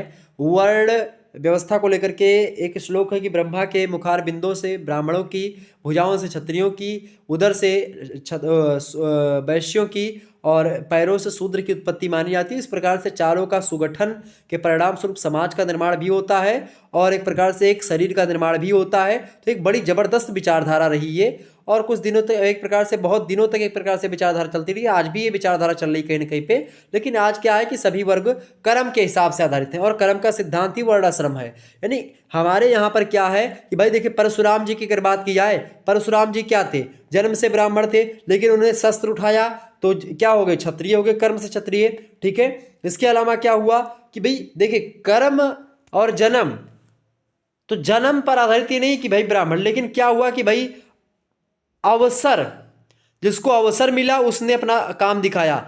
अगर आपको अवसर मिलेगा तो आप आगे बढ़ोगे। अब शूद्र लोग, ये आजकल जो ट्रेंड चल रहा है कि भाई शूद्र लोग कह रहे हैं कि ब्राह्मणों ने अत्याचार किया या ये चीज़ें की, तो कुछ समय के लिए बीच में कुछ चीज़ें हैं ऐसी जो कि अत्याचार को दिखाई पड़ती हैं या फिर वो जान पड़ता है कि अत्याचार हुआ है। और बिल्कुल उस बात से मैं एग्री करता हूँ। कुछ बंद काल में क्या हुआ है कि कुछ एक प्रकार से हुई है, आप पर अत्याचार हुआ, इसमें कोई दो राय नहीं है, ये मैं मानता हूँ। और ये एक प्रकार, क्या उस समय के अत्याचार के लिए उतना ज़्यादा भी अत्याचार जितना लोग इस समय दहाड़ रहे हैं आकर के सोशल मीडिया पर, उतना भी अत्याचार नहीं जितना लोग कह रहे हैं। लेकिन फिर भी उस समय के अत्याचार के लिए क्या आज का समाज दोषी है? क्या आज का ब्राह्मण दोषी जो आज ब्राह्मणों पर उंगली उठा रहे हैं, ब्राह्मणों को एक प्रकार से ऐसा कर देंगे वैसा कर, दुनिया भर की चीजें आती हैं, तो क्या आज वो जिम्मेदार हैं? क्या आज के ब्राह्मणों ने आप पर अत्याचार किया है? क्या आज ब्राह्मण नहीं सताए जा रहे हैं? तो आजकल तो ब्राह्मण खुद खतरे में हैं। तो कहीं ना कहीं पे ये मत सोचिए कि ब्राह्मण क्षत्रिय शूद्र वैश्य सभी एक सुगठित है। मुस्लिम सिख ईसाई धर्म, आप देखें मैं आपको बताऊं, कोई भी धर्म हो कोई भी जाति हो, पहले क्या होता है, लोग वर्णों में बटा, अभी हिंदू धर्म की मैं बात कर ले रहा हूं, वर्ण बटा, पहले ब्राह्मण वस्य मुखामासीद बाहुराज जान्य करता उरु ततस्त वैश्य पादाभ्याम शूद्रो जाता। ये पहले 4 वर्ण बटे, 4 वर्णों में आप देखते हैं शूद्रों में कितनी जातियां, बहुत सारी जातियां बनती चली, क्यों बनी, क्यों बनी, मैं पूछ रहा हूं क्यों बनी। वैश्य आप देखेंगे बहुत सारी वैश्यों में जातियां आपको मिलेंगी, ठाकुरों में बहुत सारी जातियां आपको मिल जाएंगी, ठीक है, बहुत सारे ठाकुर की हम इस वंश के उस वंश के, फिर ब्राह्मणों में तमाम सारे की भाई कोई शुक्ला कोई मिश्रा कोई दुबे कोई तिवारी कोई चौबे कोई, इस प्रकार से तमाम सारे आपको मिल जाएंगे। तो कहीं ना कहीं पे आप देखेंगे कि ये बंटवारा हुआ। फिर ब्राह्मण में भी, अब शुक्ला में भी तुम कौन से शुक्ला हो, तुम कौन से तिवारी हो, ठाकुर में तुम कौन से ठाकुर हो, तुम ये ठाकुर हो, तुम जो है गौराहा के हो, तुम बांदर गोती हो, तुम सूर्यवंश के हो, तुम चंद्रवंश के क्षत्रिय हो, तुम काकतीय वंश के हो, तुम इसके हो उसके, दुनिया भर का आप देखते हैं। इसी प्रकार से आप कोई भी समय, पहले धर्म के आधार पर बंटवारा हुआ, फिर जाति वर्ण बना, फिर वर्ण से जाति बनी, जाति से फिर वो बना, फिर घर घर में बंटवारा, आप देखते हैं ये एक प्रकार से सिस्टम ही ऐसा एक प्रकार से बांटने का ही चलना है। और हर एक समाज में आप देखते हैं तो, और मैंने यहाँ तक देखा है कि लोग जो छुआछूत का होता है, लोग ऐसे देखते हैं कि भाई शूद्रों में भी एक उच्च और नीच का विचारधारा आपको देखने को मिले। कुछ लोगों के यहाँ मैं गया तो उन लोगों ने भी कहा भाई ये हमसे नीचे जात के हैं। अब ये क्या है नीचे ऊंचे, यार भगवान के यहाँ सब बराबर होकर के आए हैं। अब इसमें कौन ऊंचा है कौन नीचा, ये आप और हम अपने ज्ञान के हिसाब से तय करेंगे। जो ज्ञानी है वो ऊंचा है, विद्वान सर्वत्र पूजते, विद्या सर्वत्र पूजते, तो ये चीज आपको फैक्ट जानना पड़ेगा। और ब्राह्मण को लोग क्यों पूजते थे, ब्राह्मण उच्च पर क्यों था, उच्च पद पर, क्योंकि ब्राह्मण के पास वो टैलेंट था, ब्राह्मण के पास वो टैलेंट था कि वो उच्च पद पर था। लेकिन वो टैलेंट का अवसर लोगों को अगर मिला, जैसे भीमराव अंबेडकर बाबा जी को मिला, उनको टैलेंट का दिखाने का अवसर मिला, उन्होंने अपने टैलेंट का खूब प्रयोग किया, विदेशों में अपना खूब नाम किया, भारत में पूरा एक प्रकार से अपना नाम ही कर दिया, कानून मंत्री प्रथम बने, संविधान की प्रारूप समिति के अध्यक्ष बने। तो कहीं ना कहीं पे शिक्षा, उन्होंने ये कहा था कि शिक्षा उस शेरनी का दूध है जो पिएगा वही दहाड़ेगा। तो निश्चित तौर पर अगर आज का जो हमारे जो शूद्र भाई बहन जिनको आप शूद्र कहते हैं, वो अगर आज पढ़ेंगे, अगर आज वो शिक्षा के अधिकारी बनेंगे, शिक्षित होंगे, तो वो दहाड़ेंगे, निश्चित तौर पर वो आगे बढ़ेंगे। यानी आपको शिक्षा की आवश्यकता है, ना कि एक प्रकार से झगड़े और लड़ाई की आवश्यकता है। और शिक्षा, संविधान आया, संविधान में आपको अधिकार दिया गया, पहले भी अधिकार था पढ़ने के लिए, लेकिन क्या होता था कि भाई लोग खुद भी पढ़ना भी नहीं चाहते थे। कुछ चीज़ें थी ऐसी, सारी गलतियां एक ही पक्ष की नहीं होती हैं। कभी आप निष्पक्ष होकर के इस मुद्दे पर मनन चिंतन करेंगे कि भाई क्या उस समय चीज़ें रही होंगी और उस हिसाब से क्या चीज़ें सही थी। और आज का समाज कैसा, बिल्कुल ठीक है, सभी लोग सुगठित होकर के एक अच्छे तरीके से तंत्र का निर्माण करें। क्या एक प्रकार से मुस्लिम, क्या हिंदू, क्या सिख, क्या ईसाई, अगर आप इन सभी में बढ़ते रहेंगे तो क्या होगा भाई, मानवता, आप एक पृथ्वी है, छोटी सी पृथ्वी, और उस पर आप रह रहे हैं, उसमें भी एक देश में रह रहे हैं, उसमें भी धर्म के नाम पर लड़ाई झगड़ा मार काट दुनिया भर का हिंसात्मक चीज़ें कर रहे हैं। तो ये गलत बात है। कभी आप सोचे, जियोग्राफी पढ़िए, उसमें आप खगोल शास्त्र पढ़ लीजिए, कभी सोचेंगे बहुत सारी गैलेक्सी, बहुत सारे तारामंडल, बहुत सारी चीज़ें हैं, पता नहीं और किसी ग्रह पर हम लोग मतलब कि मनुष्य रह रहे हों, तो हम क्यों लड़ रहे हैं, हमारा कोई अस्तित्व नहीं है। आप अभी विकास देवी कीर्ति सर जी का जो आया है उस पर आप उसी को सुन लीजिए कभी, उन्होंने कितना अच्छा वक्तव्य दिया है कि हमारा कोई अस्तित्व नहीं है, आपका मतलब कुछ नहीं है। ये सोचिए कि भाई आपके रहने और आपके ना रहने से, आपके बोलने और आपके ना बोलने से कोई प्रभाव समाज पर नहीं पड़ने वाला है। ठीक है, करना सभी को अपने मन का। हालांकि इस पर मैं ज़्यादा लेक्चर नहीं दूंगा, लेक्चर देने के लायक भी नहीं हूं मैं, लेकिन फिर भी मैंने सोचा कुछ बातें जो कि होनी चाहिए, जो कि समाज अच्छा हो सकता है। हालांकि उसके बारे में मैं थोड़ा बहुत अगर आपको बताने में सक्षम हूँ तो आप लोग ग्रहण करें, अगर नहीं आप लोग ग्रहण करें, कोई दिक्कत नहीं है। बाकी मुझे थोड़ा बहुत बताना तो परम आवश्यक ही था इस मुद्दे पर। वर्ण उत्पत्ति के कर्म सिद्धांत की व्याख्या। कर्म सिद्धांत, वर्ण व्यवस्था की उत्पत्ति का दूसरा प्रमुख सिद्धांत कर्म का सिद्धांत ही है। ऋग्वैदिक साहित्य के अध्ययन से पता चलता है कि पहले समाज में सिर्फ 2 वर्ग था, एक आर्य वर्ग और एक दस्यु वर्ग। बाद में आर्यों का समाज 3 वर्णों में विभाजित हो गया, जिन्हें ब्रह्म, क्षत्र और विष कहा गया। समाज में जो लोग यज्ञ आदि कार्य करते थे उन्हें ब्रह्म कहा गया। बाद में यही लोग ब्राह्मण कहलाए। समाज की जो रक्षा करने का दायित्व जिनके कंधे पर हुआ वो लोग क्षत्र कहलाए। क्षत्र को बाद में लोग क्या बोल गए, छत्र ही बाद में चल करके क्षत्रिय कहलाए, ठीक है, यानी रक्षा करने वाला। बाद में चल करके यही वर्ग क्षत्रिय वर्ग कहलाया। समाज के शेष वर्गों लोगों को विष कहा जाता था। कृषि तथा अन्य व्यवसाय अपनाने वाले लोग वैश्य की श्रेणी में आ गए। समय के साथ साथ दस्य अथवा दास्य कहा जाने वाला जो वर्ग है ये शूद्र कहलाने लगा।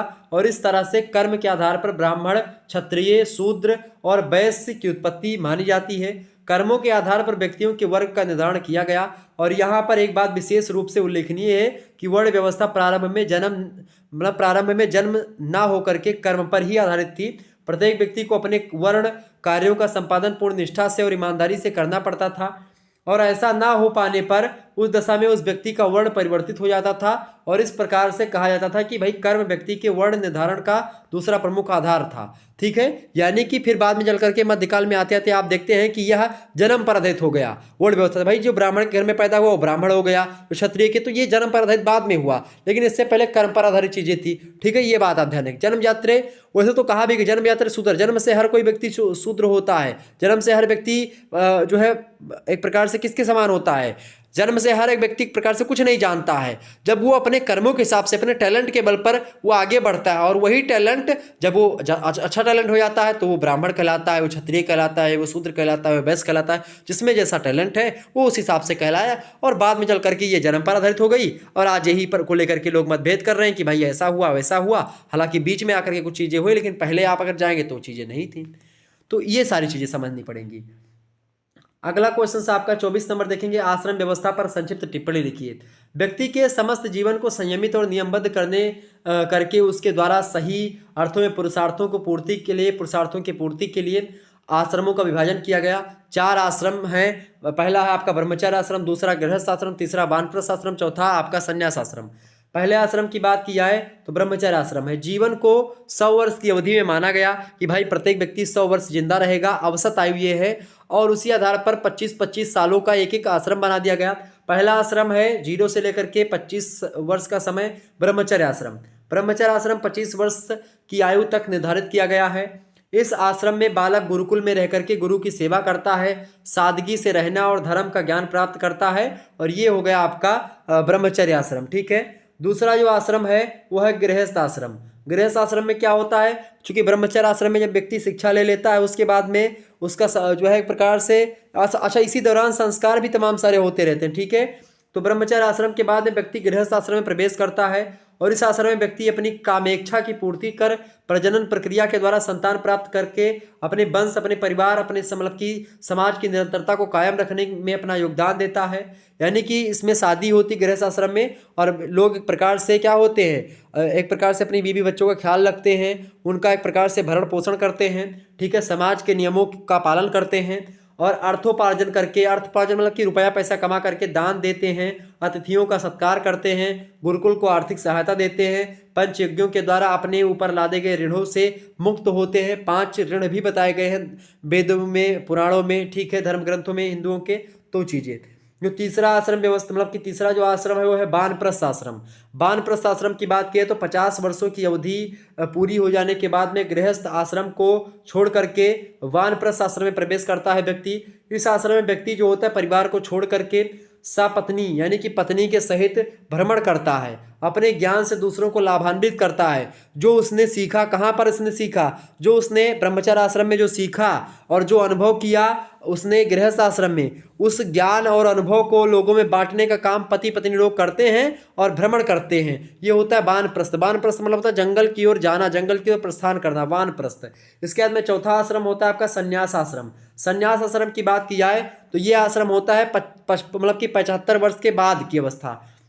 इस आश्रम में भिक्षा के द्वारा उदर पोषण करता है व्यक्ति। उदर माने होता है पेट पालन करता है, भिक्षा मांग मांग करके।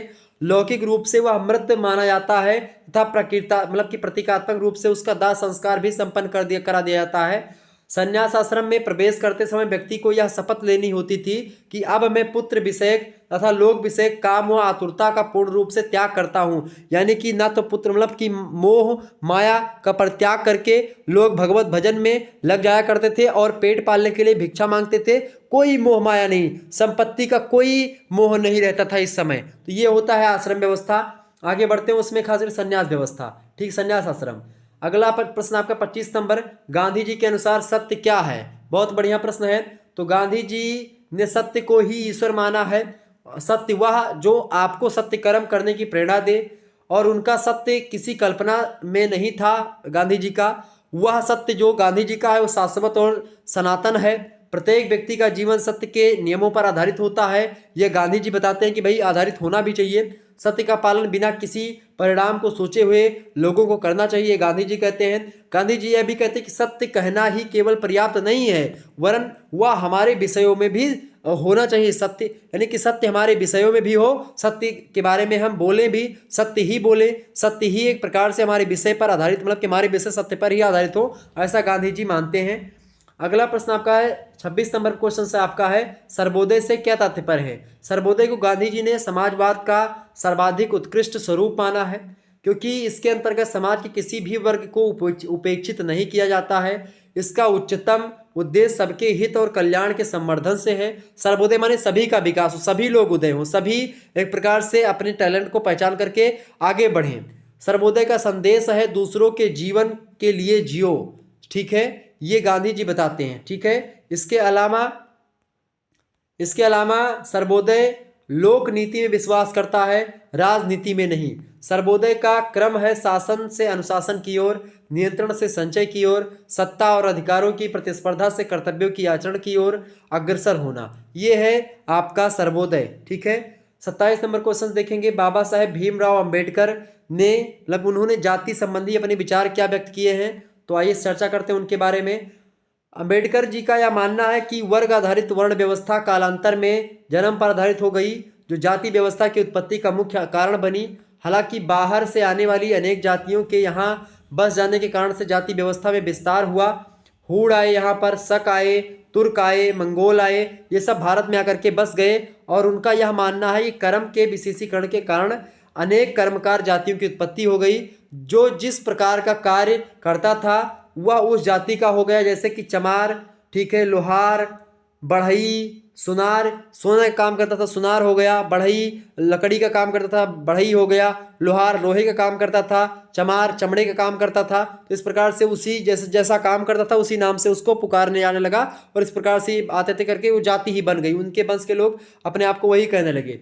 इनके अपने रीति रिवाज, विवाह आदि के बंधनों ने इन्हें एक बंद वर्ग का रूप दे दिया, और इसीलिए जाति से बाहर विवाह करने वाले को जाति से बाहर निकाल दिया जाता था। यह जाति से बहिष्कृत लोगों ने अपनी एक उपजाति भी बना ली थी।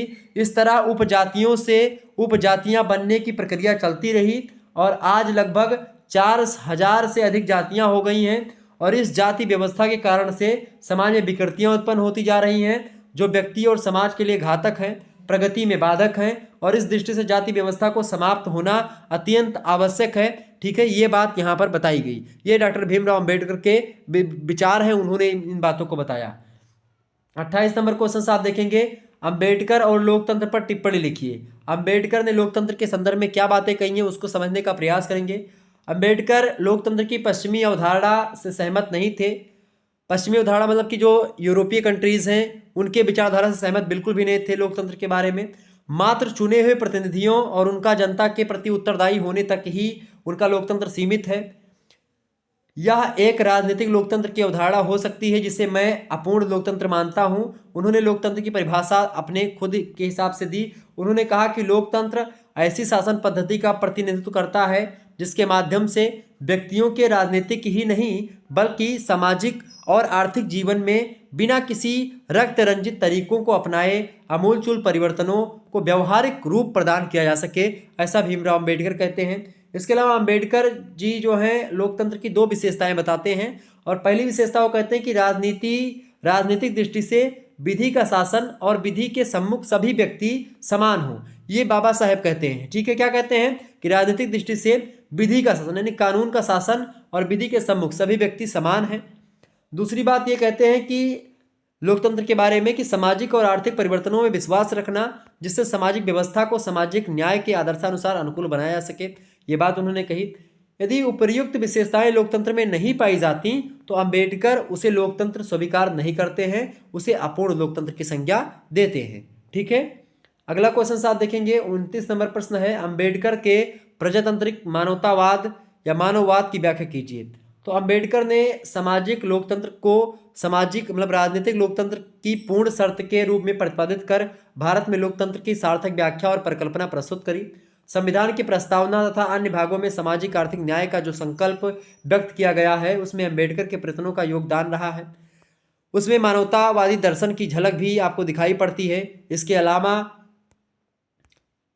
इसके अलावा जो है एक प्रकार से उसके अनुसार मतलब कि भीमराव अंबेडकर जी के अनुसार राजनीतिक स्वतंत्रता की तुलना में दलित वर्ग की मुक्ति अधिक महत्वपूर्ण है। यदि किसी देश की 1/5 जनसंख्या अन्याय और अमानवीय व्यवहार से त्रस्त हो तो उस देश की राजनीतिक स्वतंत्रता का कोई अर्थ नहीं निकलता है। इस प्रकार डॉक्टर अंबेडकर प्रजातंत्र के पूर्ण समर्थक थे जिसकी संकल्पना मानववाद पर आधारित थी और निश्चित तौर पर यह विचारधारा बिल्कुल सही है। ऐसी एक प्रकार से विचारधारा मानववाद सबसे बड़ी। अब भाई कोई व्यक्ति गरीब है, बहुत ज़्यादा गरीब है, अब वो चाहे ब्राह्मण है, चाहे वो क्षत्रिय है, चाहे वो शूद्र है, चाहे वो वैश्य है, ठीक है, लेकिन वो गरीब है तो मानवतावाद के लाते उनका एक प्रकार से धर्म होता है लोगों का कि भाई उसकी मदद की जाए। उसमें धर्म जाति और एक प्रकार से शर्त नहीं देखनी चाहिए किसी को, लेकिन एक प्रकार से जाति या धर्म की बात अगर की जाए तो इससे क्या लोग क्यों ये खत्म नहीं होती है, क्यों लोग इसको एक प्रकार से, तो ये राजनीति के कारण से चीज़ें हो रही हैं।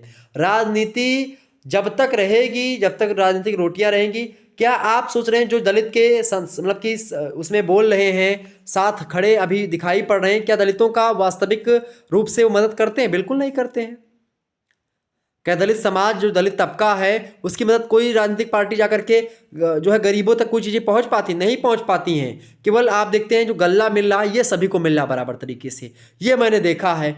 आप देखते हैं कोरोना ने पूरा तंत्र झकझोर दिया, कोई भी व्यक्ति हो सब उसमें त्रस्त हो गया। उस समय क्या मिल रहा था? गल्ला भी मिल रहा था। आप सोचो, ये एक प्रकार से ये एक प्रकार से बहुत अच्छा काम मुझे लगा जो गल्ला मिलता रहा। अब इससे लोग कहेंगे लोग आलसी हो जाएंगे, आलसी नहीं होंगे भाई, लोग काम करेंगे, लेकिन थोड़ा सा रिलीफ मिलेगा लोगों को। लोग गरीब लोग जैसे अमीर हो जाओ, आप बहुत ज़्यादा अमीर हो गए तो अमीर होने के पीछे भगवान ने आपको ये मौका दिया अमीर होने का, या आपको वो मंच प्रदान किया अमीर होने का। इसका मतलब ये नहीं कि भाई सबके पास वो मंच प्रदान है, सभी के पास वो मंच नहीं कि सभी लोग अमीर हो जाएंगे, ठीक है। सभी टाटा बिरला और अंबानी और बिल गेट्स और वो नहीं हो जाएंगे सभी, ठीक है। तो भाई जो अमीर है उनका कर्तव्य है कि गरीबों की सेवा करें, गरीबी को रक्षा करें, गरीबों को दें कुछ धन, ये उनका कर्तव्य बनता है। भगवान ने आपको कुछ जान करके ही उस पद पर फिक्स किया है, आपको अमीर बनाया है। उसमें आपका टैलेंट जरूर है आपके अमीर बनने में, लेकिन उसमें कुछ ऊपर वाले की भी भूमिका रहती है, ठीक है। आगे समझते। 30 नंबर प्रश्न आपकी स्क्रीन पर आ चुका है। अंबेडकर के सामाजिक न्याय को स्पष्ट कीजिए। अंबेडकर के सामाजिक न्याय के अनुसार धर्म और जाति के आधार पर किसी व्यक्ति में भेदभाव नहीं होगा, सभी को मनपसंद काम करने की स्वतंत्रता होगी, यह प्रेम और भाईचारे का लोकतंत्र होगा, इसमें मानवता का महत्व होगा, जातिगत और धर्म और वर्ण के आधार पर किसी को अस्पृश्य नहीं समझा जाएगा। अस्पृश्यता का अनुच्छेद 17 भी एक मौलिक अधिकार भी बना दिया गया और कानून भी पारित है इस पर। आर्थिक सामाजिक विकास का लाभ सभी को समान रूप से मिलेगा, ये अंबेडकर का सामाजिक न्याय था, ठीक है। 31 नंबर क्वेश्चन से आप देखेंगे, नौकरशाही से क्या तात्पर्य है? नौकरशाही से तात्पर्य उस व्यवस्था से होता है जिसके अंतर्गत सरकारी कार्यों का संचालन और निर्देशन जो होता है उन लोगों के माध्यम से किया जाता है जिनकी नियुक्ति प्रशासन के द्वारा इस कार्य के लिए की जाती है। नौकरशाही वह प्रशासकीय संगठन होता है जिसमें विशेष योग्यता, तटस्थता, निष्पक्षता, एकाधिकार का एक प्रकार से अभाव यानी कि कमी होती है। सरकार की सभी राजनीतिक नीतियों, योजनाओं, कार्यक्रमों को नौकरशाही व्यवस्था के माध्यम से क्रियान्वित किया जाता है, ठीक है। आगे बढ़ते हैं, अगला प्रश्न 32 नंबर क्वेश्चन से, वर्ण और आश्रम व्यवस्था में क्या अंतर है? वर्ण से तात्पर्य किसी विशेष व्यवसाय को चुनना या अपनाना होता है। वर्ण एक प्रकार से उस वर्ग का सूचक शब्द प्रतीत होता है जिसका समाज में विशिष्ट कार्य या व्यवसाय है और इस विशेषता के कारण से वह समाज एक वर्ण के रूप में प्रतिष्ठित है। जबकि आश्रम शब्द मूल रूप से संस्कृत की श्रम धातु से बना हुआ है जिसका अर्थ होता है एक स्थान जहां प्रयत्न अथवा उद्योग किया जाता है। यह ठहरने का वह पड़ाव होता है जहां व्यक्ति रुक करके अपनी भावी जीवन यात्रा के लिए तैयारी करता है। इसलिए पीएन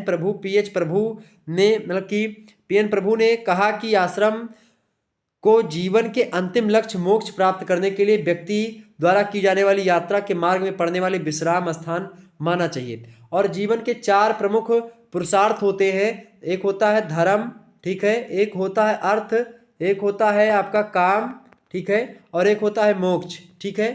ये आपके 4 एक प्रकार से पुरुषार्थ होते हैं। इन्हीं चारों पुरुषार्थों की पूर्ति के लिए लोग आश्रम व्यवस्था में एक विश्राम के तरीके से जो है 25 सालों का एक प्रकार से विश्राम स्थल है, और इसको पार करते हुए अंतिम और जीवन का जो चरम और परम लक्ष्य है मोक्ष, इसकी प्राप्ति के लिए तत्पर होते हैं। मोक्ष की प्राप्ति का मतलब होता है कि आवागमन के बंधन से मुक्त हो जाना, ठीक है, सांसारिक चीजों से मुक्त हो जाना। 33 नंबर क्वेश्चन आपकी स्क्रीन पर आ चुका है। धर्म और राजनीति पर गांधी जी के विचार। गांधी जी राजनीतिज्ञ होते हुए भी मूलतः एक धार्मिक व्यक्ति थे। उन्होंने आधुनिक युग के तथाकथित धर्मनिरपेक्ष राजनीति के विपरीत राजनीति का मतलब कि आध्यात्मिकरण किया। उनका विश्वास था गांधी जी का कि यदि राजनीति को मानव समाज के लिए वरदान होना है तो उसे उच्चतम नैतिक और आध्यात्मिक सिद्धांतों पर आधारित होना चाहिए। उन्होंने राजनीति को उच्च नैतिकता और धार्मिक भावनाओं से ओतप्रोत किया। वे धर्म और राजनीति को पृथक नहीं मानते हैं। उन्होंने कहा कि यदि राजनीति से धर्म या नैतिक मूल्यों को अलग कर दिया जाएगा तो राजनीति छल, कपट, द्वेष, हिंसा और धूर्तता का पर्याय होकर के रह जाएगी। क्योंकि धर्म आपको, सनातन धर्म क्या सिखाता है? सत्य बोलना, अहिंसा के बारे में सिखाता है। वो सनातन धर्म क्या सिखाता है आपको? यह सिखाता है हिंदू धर्म कि आप जीवों की रक्षा करें, पेड़ों की रक्षा करें, प्रकृति के बारे में। नीम जो कि औषधि का पौधा है, उसकी पूजा की जाती है, उसको शीतला माता के रूप में हमारे महिलाएं, हमारी माताएं बहनें पूजती हैं। पीपल को ब्रह्म कहा जाता है कि भाई उस पर बृहस्पति जी निवास करते हैं, उस पर ब्रह्म रहता है, ठीक है, उसकी पूजा की जाती है, उस पर जल चढ़ाया जाता है, उस पर लंगोट और खड़ाऊं चढ़ाई जाती। क्यों? क्योंकि वो रातों दिन ऑक्सीजन देता है। ये हिंदू धर्म है। लेकिन हिंदू धर्म को लोगों ने क्या कर दिया, एकदम से कुछ लोग आए और उन्हें एक प्रकार से इधर उधर का बता दिया कि भाई अंग्रेज लोग आए हम पर हंसने लगे कि भाई ये पेड़ पूजता है, ये करता है, ये धोती पहनता है, ये कुर्ता पहनता है। उन लोगों को क्या पता, उन लोगों को क्या पता कि धोती और कुर्ता पहनने का क्या मतलब है? वो लोग कुछ नहीं, एक प्रकार से वो लोग केवल क्रिटिसिज्म जानते हैं, आलोचना जानते हैं, और आलोचना भी सही ढंग से नहीं कर पा रहे हैं। आपको समझना पड़ेगा, हम उनकी विचारों को, उनकी किताबों को पढ़ करके अपने धर्म में आलोचनाएं और क्रिटिसिज्म ढूंढ रहे हैं, जबकि उनके धर्म में कुछ नहीं कर पा रहे हैं। उनका भी तो खुद का धर्म है, लेकिन उनके धर्म में उतनी विचारधाराएं नहीं है। कोई दर्शन जो है, मैं खुले मंच पर बोल रहा हूं, कोई भी दर्शन आज आप उठा करके देखेंगे, चाहे पाश्चात्य दर्शन की बात की जाए या कोई भी दर्शन हो, कहीं ना कहीं पे वो वैदिक दर्शन से या हमारे जो 6 दर्शन है उनसे प्रभावित ही है। कहीं ना कहीं पे किसी न किसी मामले में प्रभावित ही है। कोई भी दर्शन या कोई भी धर्म छूटा नहीं है, अछूता नहीं है जो कि हिंदू या सनातन धर्म से प्रभावित ना हो। लेकिन फिर भी लोग इस पर सवाल उठाते रहते हैं आए दिनों। तो कहीं ना कहीं पे हमको उन चीज़ों को, चाहे हिंदू धर्म की बात किया है, मुस्लिम धर्म की बात किया है, लोग एक दूसरे पर टिप्पणी करते हैं, जबकि धर्म का मंतव्य क्या होता है? चाहे मुस्लिम धर्म की बात की, सिख धर्म की बात की, बौद्ध धर्म की, जैन धर्म की या ईसाई धर्म की बात की जाए, हिंदू धर्म की, सभी धर्म क्या करते हैं? एक प्रकार से ये सभी लोग ईश्वर के बारे में बताते हैं कि भाई ईश्वर तक कैसे पहुंचा जाए, और ईश्वर को मतलब केंद्र में रख करके आप छल ना कर पाएं, आप द्वेष ना रखें मन में, आप ईर्ष्या ना करें, आप किसी से एक प्रकार से किसी को भला बुरा ना कहें, इसके बारे में आपको सिखाने का प्रयास है। तो धर्म आपको क्या है? सहिष्णुता सिखाता है। धर्म आपको यह सिखाता है कि आप लोगों के प्रति अपनी एक प्रकार से दया भावना दिखाएं, आप अहिंसा के मार्ग पर चलें, आप सत्य बोलें, आप हिंसा ना करें, आप द्वेष किसी के प्रति ना करें, आप कपट आपके मन में ना हो, आपके मन में छल ना हो। ये चीज़ सिखाता है। धर्म से गांधी जी का तात्पर्य नैतिक और मानवीय मूल्यों से है। स्वतंत्रता आंदोलन के दौरान राजनीति में नैतिक मूल्यों का प्रयोग करके गांधी जी ने इसे व्यवहारिक धरातल पर सिद्ध कर दिया। एक प्रकार से गांधी जी ने इसके बारे में विस्तार से चीज़ें बताने का प्रयास किया, और निश्चित तौर पर इस प्रकार से आपके जो मैंने बताया ये सारे के सारे प्रश्न आपके बहुत महत्वपूर्ण थे। मैंने चर्चा कर दी महासंग्राम वीडियो, ये आपका हो गया सोशियोलॉजी के पेपर 1 का। सोशियोलॉजी के पेपर 2 का भी इसी प्रकार से मैं दे दूंगा। वैसे पेपर 2 का ऑलरेडी महासंग्राम वीडियो अवेलेबल है, आप लोगों ने नहीं देखा तो देख लीजिएगा, ठीक है। और इसके अलावा मॉडल पेपर मैं दे दूंगा, उसको भी देख लीजिएगा। और आपको बता दूं कि सैन्य विज्ञान का भी मॉडल पेपर मतलब कि महासंग्राम वीडियो दे दिया है। पेपर 1 का देख लीजिएगा, पेपर 2 का जल्दी दे दूंगा, तो आप सभी लोग देख लीजिएगा इसका, ठीक है। इसके अलावा एंशिएंट हिस्ट्री का पेपर 1 का दे दिया है, पेपर 1 का पार्ट 1 हो चुका है, पार्ट 2 जल्दी आ जाएगा, इसको भी देख लीजिएगा। इसी प्रकार से हर एक सब्जेक्ट का मैं दे दूंगा, आप चिंता ना करें बिल्कुल भी। धन्यवाद, मिलते हैं नेक्स्ट वीडियो में, तब तक के लिए आप सभी का बहुत बहुत धन्यवाद। ठीक है। Good night all of you. सभी को बहुत बहुत धन्यवाद। इसी प्रकार से अपना प्यार हमेशा बनाए रखिएगा और लगातार मैं आपके समक्ष अब थर्ड ईयर वालों आपके लिए लाता रहूँगा। वीडियो को लाइक और चैनल को सब्सक्राइब कर दीजिएगा ताकि आपको नोटिफिकेशन मिलता रहे और आप आसानी से पढ़ते रहें। धन्यवाद, बहुत बहुत धन्यवाद।